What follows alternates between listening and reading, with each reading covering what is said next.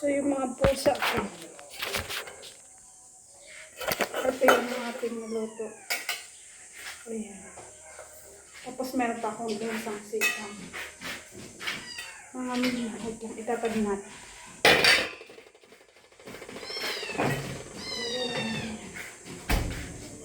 So, kailangan natin ng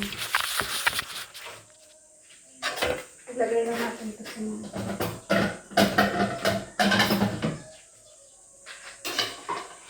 kasandok lang ako.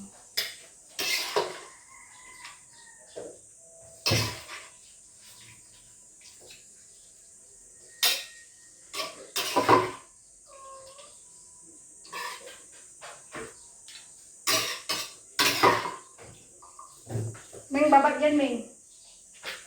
Hindi pa yan, Ming. Hindi ka pa kakain, Ming.